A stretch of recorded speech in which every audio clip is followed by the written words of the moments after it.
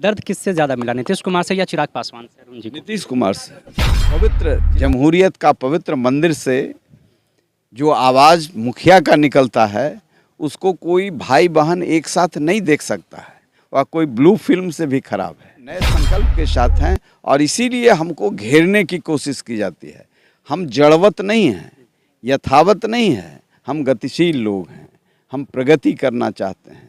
मनुष्य कहाँ से कहाँ सभ्यता का विकास किया, हम विनाश की ओर बढ़ रहे हैं नीतीश कुमार के नेतृत्व में। की लड़ाई किससे? कितने अब सरकार इतने पागल है, मेरे पीछे तो सर किससे लड़ाई हो सकती है? लड़ाई में वो है नहीं, लड़ाई में आना चाह रहा है। लड़ाई मेरी राजद से है। और जहानाबाद पे आता हूँ सर, जहानाबाद पर क्या मुद्दा है जहानाबाद का? अगर जहानाबाद का, ये बिहार का मुद्दा है। हम जब सांसद बने थे तो 4 राष्ट्रीय राजमार्ग जहानाबाद से गुजरा। भूमिहार के नेता कहला रहे आशुतोष कुमार जी आपके सामने हैं, और तो बड़ा नेता कौन है, अरुण जी हैं या वो आशुतोष कुमार? मैं बहुत छोटा नेता। तो भूमिहारों को नज़रअंदाज किया गया है, उनको टिकट क्यों नहीं देती सरकार? उन्हें ये हमको नकार के अपने नकारा हो गए हैं। तो नरेंद्र मोदी भी जो राष्ट्रीय सवालों पर लड़ते हैं, मैं उसका समर्थक हूँ। लेकिन ये हिंदू और मुसलमान करते हैं, इसका मैं समर्थक नहीं हूँ। लालू जी से लड़ा हूँ। जैसे सही काम कर, कुछ काम तो सही किया है। वो कैंडिडेट ये तेजस्वी हैं, तो इनको तो प्रोग्रेसिव माइंड का होना चाहिए था। ऐसे लोगों को रोकना चाहिए था कि जिससे भयभीत है लोग। दूसरे तरफ एक रंगदार हैं, इधर निकम्मा है। पूछताछ आदिल सिद्दीकी के साथ। नमस्कार, पूछताछ के एक अन्य कार्यक्रम में आप सभी का स्वागत है। मैं हूं आपके साथ आदिल सिद्दीकी। पिछले एपिसोड में हमने उनसे सवाल किया जिन्हें जनता ने 5 साल दिया, उन्होंने क्या किया। आपने हमारे सवालों को सराहा, अब वक्त है उनसे सवाल लेने का, जो जनता जिन्हें मौका दे चुकी है और फिर से एक बार मैदान में उतरे हैं और जनता से मौका मांग रहे हैं। इनसे बात करेंगे। हमारे साथ पूर्व सांसद अरुण कुमार जी हैं। सर, क्या मुद्दा है, क्या माहौल लग रहा है आपको? आप जनसंवाद लगातार कर रहे हैं, जनसंपर्क कर रहे हैं, क्या माहौल? देखिए, जहानाबाद ही नहीं, पूरे बिहार संकट से गुजर रहा है। जो व्यक्ति बिहार के मुख्यमंत्री हैं, कभी 12 साल हम अपनी जवानी लगाई इनको बनाने में, लेकिन आज तो कुछ खुद प्रमाण दे रहे हैं। खुद प्रमाण दे रहे हैं कि हमारी मानसिक स्थिति अब अच्छी नहीं रही। भोग की संस्कृति वाले जो लोग थे, बिहार को लूटने का काम किया है। खजाना खाली है, शिक्षक पिट रहे हैं। तो शिक्षा का जिसमें आधारभूत संरचना हो, वो ईंट और पत्थर नहीं है। वह आत्मा डालने का काम शिक्षक करता है और शिक्षक अपमानित हो रहे हैं। तो बिहार की दुर्दशा का कारण यही है कि यहाँ बालिका गृह कांड हो जाता है। न्यायपालिका यह कहती है कि all white coloured people are being served by the state government. जितने सफ़ेद पे पोस्ट कुकर्मी हैं, इसको राज्य सरकार बचा रही है। तो हमारी सांस्कृतिक अवमूल्यन, सृजन घोटाला, आर्थिक अवमूल्यन और नीतीश कुमार जी का बयान बिहार विधानमंडल में, कोई भाई बहन एक साथ उस पवित्र जमहूरियत का पवित्र मंदिर से जो आवाज़ मुखिया का निकलता है, उसको कोई भाई बहन एक साथ नहीं देख सकता है। वह कोई ब्लू फिल्म से भी खराब है। तो हम तो अपने आप में शर्मिंदा हैं कि सरकार को कभी हमने बनाया था जॉर्ज फर्नांडिस के कहने पर।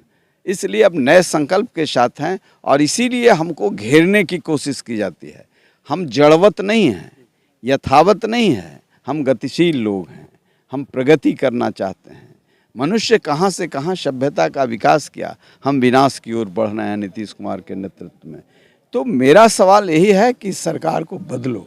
और अकेले भी मैं सड़क पर दहाड़ता रहा हूँ, लोगों को समझाता रहा हूँ।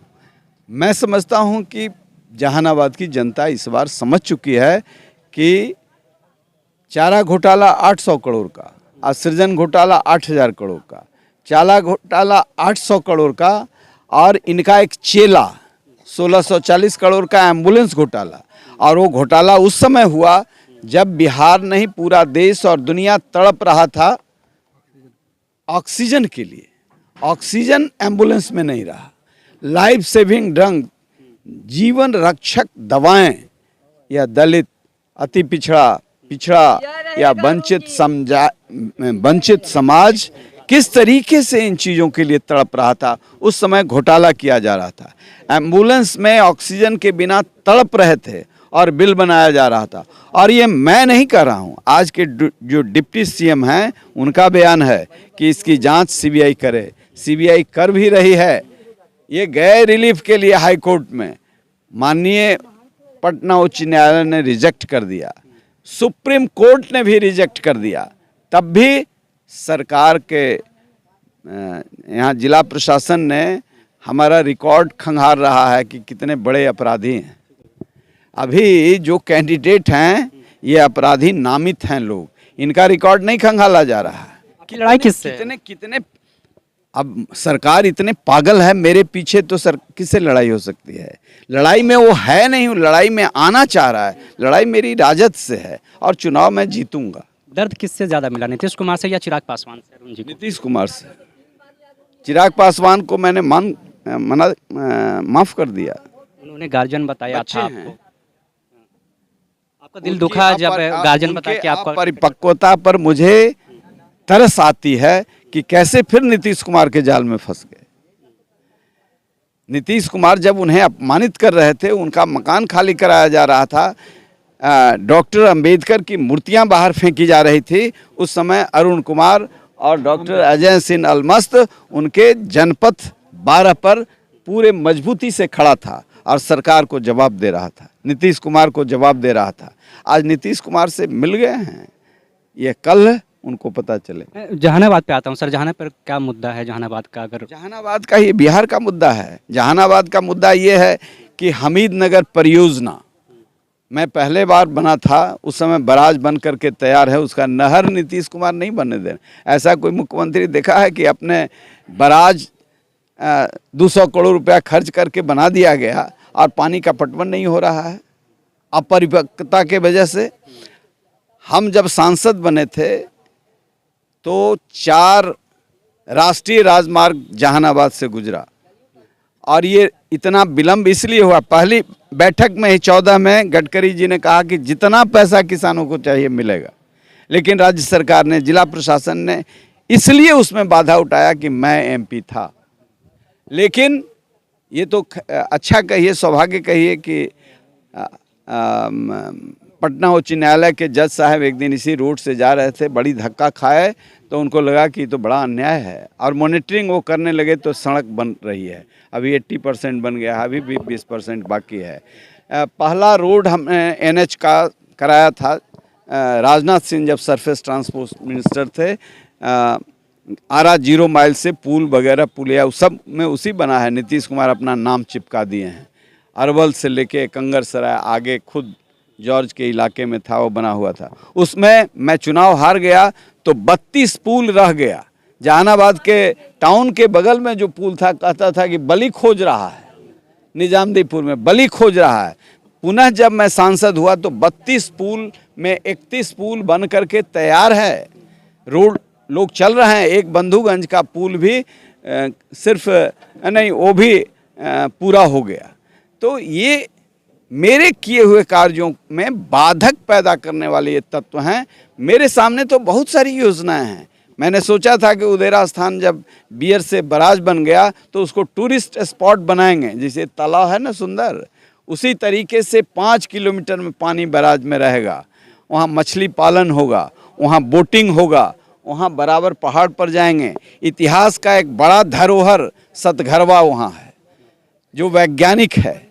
वहाँ बानासुर आते थे पूजा करने, इतना समर्थ व्यक्ति पैदल आते थे गया से, गयासुर आते थे पूजा करने।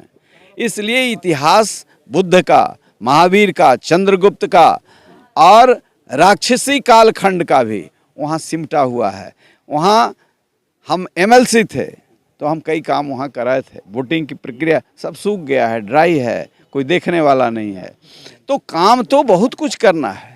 जैसे उन्होंने रिजर्वायर बनाया है नकली नालंदा में, बहुत अच्छा है, उसके लिए बधाई देते हैं। नालंदा में बनाया है, लेकिन यहाँ नेचुरल एनिमल रिजर्वायर था।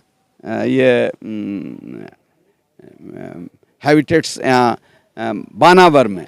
हम लोग जब विद्यार्थी थे और बानावर पहाड़ पर जाते थे तो रास्ते में बाघ बैठा रहता था, बहुत देर तक उधर ही रुक जाते थे। वो सब कुछ उजड़ गया है। सर एक सवाल ये है कि भूमिहार के नेता कहला रहे आशुतोष कुमार जी आपके सामने हैं, और तो बड़ा नेता कौन है, अरुण जी हैं या वो आशुतोष कुमार? मैं बहुत छोटा नेता हूँ। मैं बहुत छोटा नेता हूँ। ये मैं 40 साल से राजनीतिक जीवन में हूँ और मेरे ऊपर कोई दाग नहीं लगा है। मेरे ऊपर छाती तोड़ने का वो केस हुआ है। जो केस हुआ है किडनैपिंग का है केस नीतीश कुमार किया है। बिहार की जनता जानती है दूसरे लोग क्या हैं, उनके नॉमिनेशन किए हैं, उनका ट्रैक रिकॉर्ड देखिए क्या क्या किए हैं। अच्छा, ये सरकार जो नज़रअंदाज भूमिहारों को करती है, यहाँ से अगर अनुपात देख लें जनसंख्या की तो भूमिहारों को नज़रअंदाज किया गया है, उनको टिकट क्यों नहीं देती सरकार? ये कहीं दर्द आपको भी है उसका, क्योंकि आप लोगों ने ये हमको नकार के अपने नकारा हो गए हैं। हमको जितना नकारेंगे नकारा हो गए। आदमी अच्छे लोगों को रखना चाहिए। Man is known by the company he keeps. तो जो दारू वाला, बालू वाला, जितना एम्बुलेंस घोटाला वाला, जितना नीतीश कुमार के साथ जमा है, उनकी स्वच्छता सब नष्ट हो गई है। आखिरी सवाल सर, बसपा को ही चूज़ क्यों किया? इसलिए कि मैं गरीबों की लड़ाई लड़ता रहा हूं और बसपा ये काम हम और डॉक्टर अजय अलमस्त एमएलसी थे एक टूर प्रोग्राम में बिहार विधान मंडल का गए हुए थे और मान्यवर काशीराम एक सभा को संबोधित कर रहे थे जहां 8 लाख लोग थे और मद्रास में। और उस दिन हम लोगों का प्रोग्राम रोक दिया गया इसलिए कि शहर अस्त व्यस्त था। तो मैं समझता हूं कि पेरियार के बाद कोई दलितों की आवाज़ बना तो मान्यवर काशीराम बने। और उस दिन से भी हम लोग उनको पसंद करते थे। पार्टी में दूसरे लोगों के साथ काम करते रहे, लेकिन दिल में ज़रूर था कि एक व्यक्ति है जो गरीबों की लड़ाई लड़ता है। तो एक मान्यताएं रही हैं जो आवाज़ बनने का काम किया है और यह काम मैं बचपन से होश संभाला हूँ तब से करता हूँ। गरीब लोगों को दिल्ली ले जाता था, किसी एमपी के घर पर ठहरता था, वहाँ प्रताड़ना सहता था, लेकिन गरीबों की सेवा मैं करता था। ये मेरा ट्रैक रिकॉर्ड है। ये कोई बिहार का कोई ऐसा कोना नहीं होगा जहाँ से किसी जात और धर्म का लोग मेरे पास जो आया सत्य के साथ मैं खड़ा हुआ। जैसे सरजिल इमाम को फंसाया गया तो कोई मौलाना को हिम्मत नहीं हुआ कि बोलें, उनको डर लग रहा था। लेकिन मैंने प्रेस क्लब में दिल्ली में प्रेस कॉन्फ्रेंस किया कि इनके ग्रैंडफादर और हमारे ग्रैंडफादर दोस्त थे। ये कुछ लोग पाकिस्तान भेजने का नाटक करते हैं ना, नौजवान है, आईआईटी का टॉपर है, उसके मुंह से भी निकला है ये आतंकवादी नहीं हो सकता। आज यदि मेरा बेटा आतंकवादी हो जाए, वो अकबर इमाम का बेटा है, वो नीतीश कुमार के गोदी में भी बैठा है, लेकिन ये लोग हमको कह रहे थे, बांध रहे थे। तो सत्य के साथ मैं खड़ा होता हूँ, इसका प्रायश्चित भोगना पड़ता हूँ। जैसे मैं 370 का समर्थन किया बहुत स्ट्रांगली, कुछ मुस्लिम मित्र दुखी हुए। हमने कहा कि ये काम आपको करना चाहिए था कि पाकिस्तान की का कोई आदमी कश्मीरी लड़की से, मुसलमान लड़की से शादी कर ले तो उसको सारी सुविधा, और बिहारी मुसलमान कर ले तो उसको सारी असुविधा। तो ये जो डिस्क्रिमिनेशन सत्ता के लिए किसी ने भी किया है वह बेईमानी है।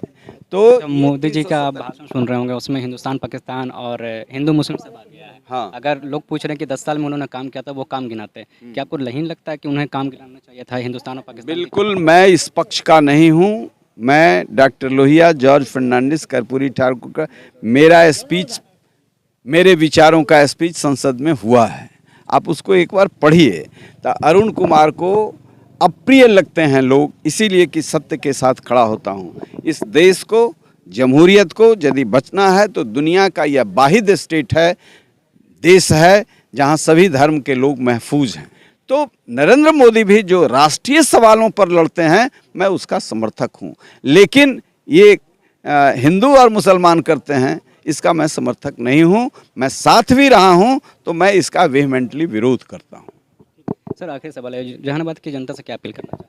जहानाबाद की जनता के साथ यही अपील करते हैं कि अरुण कुमार को भेजोगे तो विचारों का एक प्रकाश पुंज होगा, कई पीढ़ियों का, चाहे उसमें मजरूल हक हो, उसमें स्वामी सहजानंद सरस्वती हो, उसमें वीर कुंवर सिंह का तेवर भी रहेगा और उसमें स्वामी सहजानंद सरस्वती का उत्कृष्ट विचार भी खेत खलिहान का रहेगा। मैं जब पहली बार सांसद बना तो स्वामी सहजानंद की चर्चा ही नहीं थी पार्लियामेंट में।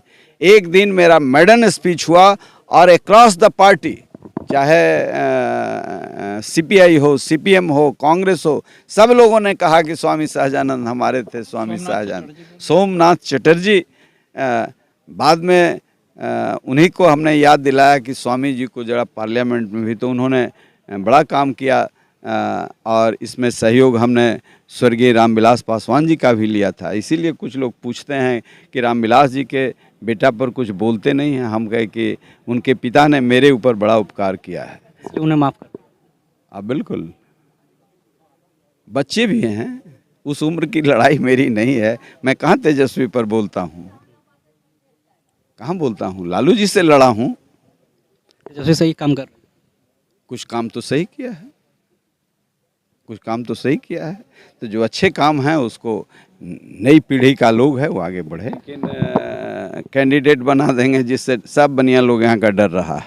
कर रहे हैं ऐसे लोगों को कैंडिडेट, ये तेजस्वी हैं तो इनको तो प्रोग्रेसिव माइंड का होना चाहिए था। ऐसे लोगों को रोकना चाहिए था कि जिससे भयभीत है लोग। दूसरे तरफ एक रंगदार हैं, इधर निकम्मा हैं, आप आ गए तो अब सब वोट आपको देंगे। तो ये अपने कर्मों को ठीक करना चाहिए, ये बिहार का सवाल है। मैं इन लोगों को भी कहता हूँ कि ऐसे बिहारी फर्स्ट, बिहार फर्स्ट का नारा देने से कुछ नहीं होगा।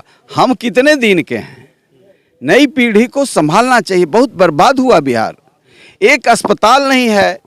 मैंने कहा बहन मायावती ने अपने मुख्यमंत्री काल में नोएडा में जो बनाया है वो एम्स दिल्ली के बराबर है। हम विरोध कर सकते हैं। हमारे के यहाँ IGIMS बना था और उसी समय संजय गांधी बना। हमारे के यहाँ से 25 करोड़ रुपया चला गया, इस्तेमाल ही नहीं हुआ। लोग जात पात में फंसे रहे। हम दोनों उस कमेटी में थे, गए थे। कहा कि वहाँ डॉक्टर अग्रवाल ने कहा कि एक प्रश्न पूछते हो कि क्यों तुम्हारा हॉस्पिटल नहीं बढ़ा, तो your dirty politics and very narrow mind politician. एक लाइन में डॉक्टर ज़्यादा पॉलिटिक्स नहीं जानता है, इसलिए एक लाइन में कह रहा हूँ, बचाओ उसको। बड़ा इंस्टीट्यूशन केंद्र सरकार ने दिया था, तो एक इंस्टीट्यूशन यहाँ नहीं बन पा रहा है। जहाँ PMCH में कलकत्ता से लोग दिखलाने आते थे, नेपाल के लोग दिखलाने आते थे, अब यहाँ से कलकत्ता लोग जा रहे हैं, BHU जा रहे हैं। तो बिहार को बर्बाद कर दिया है। आखिरी सवाल ले रहा हूँ सर। लोग कह रहे हैं, कुछ लोग कैंडिडेट कहते हैं हम यादव के नेता हैं, कोई भूमियार के नेता बन रहे हैं। अरुण कुमार जी किन के नेता? जाति और धर्म से उठ करके अरुण कुमार ने राजनीति की है।